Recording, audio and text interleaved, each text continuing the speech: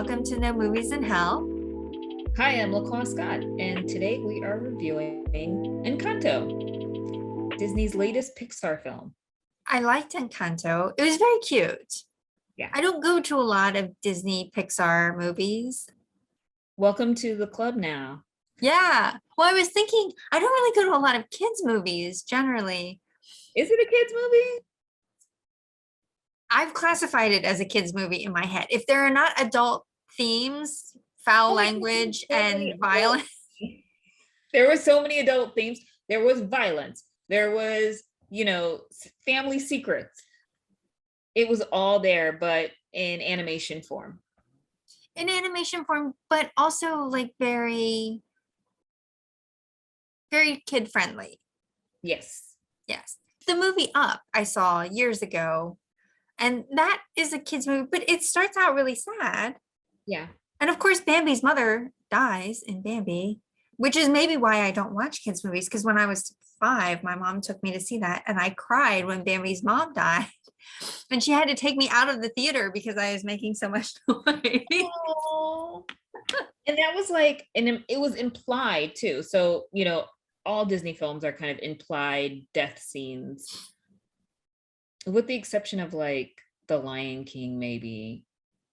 Yeah, I don't know. But yeah, cartoon, real life situations that are kind of captured in moments. Disney's Encanto. Did you like it? I liked it for the most part. I liked it. I mean, I was trying to kind of benchmark the film versus some other Disney Pixar films like Moana, for example, or Coco, which I thought was phenomenal. I thought it was just okay.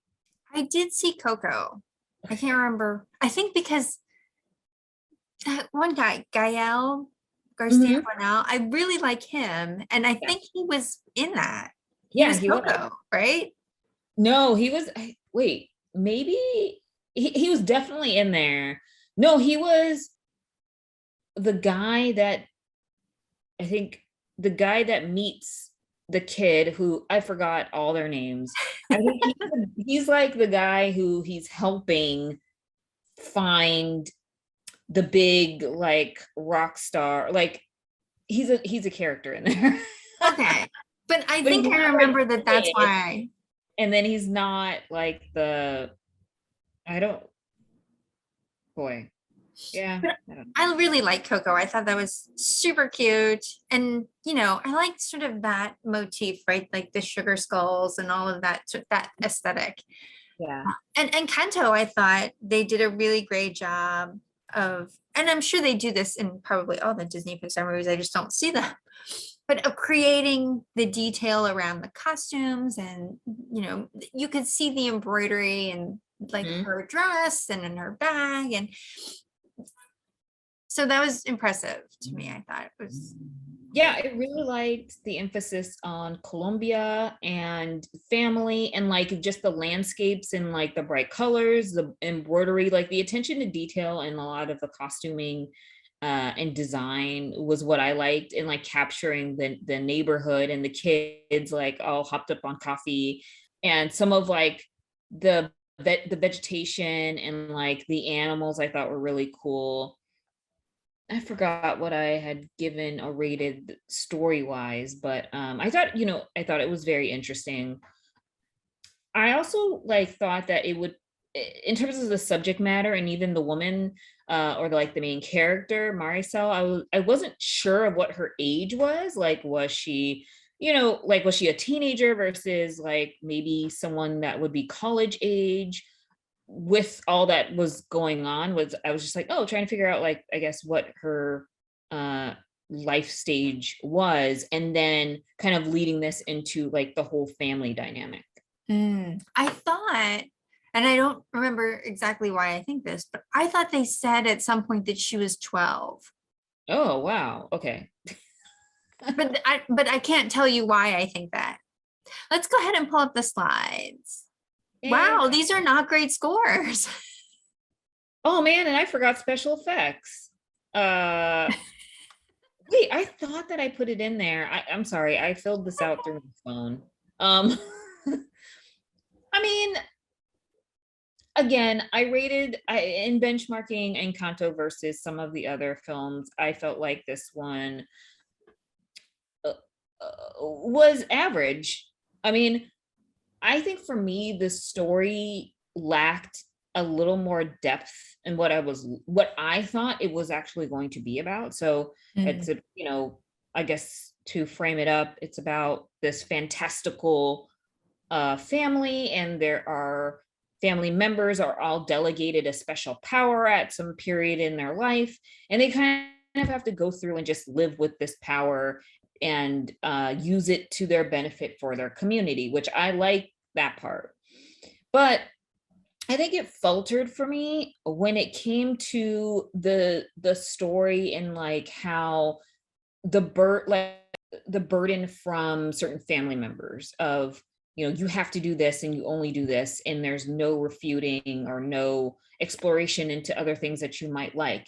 And I can see that in some, family dynamics, like maybe somebody wants you to be a doctor or a lawyer, and like you can't let up on that, your studies, you can't explore after that, and then you're ostracized from the family if you're not able to do the things that is expected of you. But I felt like, one, that was kind of heavy handed on this side. And then two, the unveiling of kind of, the background story of how this came to be, it just didn't really mesh well for me in terms of logic. Like, yeah, there's fantasy and there's all this other stuff, but like, how is a whole village going to just solely, you know, rely on this one family? Like, I think that's kind of, I felt like that was a lot. And also the fact that like encouraging you to explore more, explore around your environment, and then come back to bring that knowledge. And that's where I thought it was going to go, of like, oh, there's this struggle with Maricel and she wants to leave and she wants to learn and gain knowledge and then come back and support her community by having these powers. And instead it was just kind of like this, long windy road into finding family secrets that have been there the whole time. What was your take on it? You gave it slightly lower scores than me. However, I forgot to include special effects by filling out the information via phone. But what would you have given it for special effects? I think I would have given it a 2, which Okay. would have raised it to 24 and slightly, brought the number up to what, 22? Yeah, I mean, the average score, yeah. I thought it was just okay. I thought it was interesting how they handled Bruno. So like one of the characters, her special power is that she can hear everything. But she can't hear this guy living in the wall, and he like he comes and he eats the food from the kitchen. So he's been living behind the wall for I guess years. Yeah. And no one's noticed that food has gone missing or they're making noise or that seemed uh funny. I did like the backstory, but I didn't really like any of the storylines enough to like make it compelling for the amount of time that I was sitting there. I was really surprised that there weren't a lot of children in the theater though. Like when we went in and I was like, oh, I haven't been to a kids movie in a long time, which is actually not true. I lied about that because I forgot I went to see Addams Family too. Okay. Were In there the more kids theater. in the Addams Family too than there were in Encanto? Yes. And I do consider Addams Family 2 to be, or Addams Family in general to be kids targeted, even though it is very dark, Yeah. right? Like the TV show is very dark. And my favorite Addams Family version is the one with Angelica Houston Hmm. as Morticia, like the that series, and Christina Ricci, like those are the best. And those are super dark for kids Yeah. anyway. But I'm getting off topic. But yeah, so I just thought it was okay. I'm I don't even know if I would recommend it to people with kids. I guess if you want something to do with your kids for a couple hours, there are worse Yeah. things you could do. If you want to hear a Lin-Manuel Miranda, full chock full of his isms, in a soundtrack that would be wonderful to a child's ear, fantastic movie. Well, that's the other thing too, right? Like Hamilton and the morning, what is the one that happens in Morningside Heights? Oh, In the Heights. Yeah, Uh, and like, like the music for that is so great. This I felt like was not as interesting. The music just didn't grab me as much. And I don't know.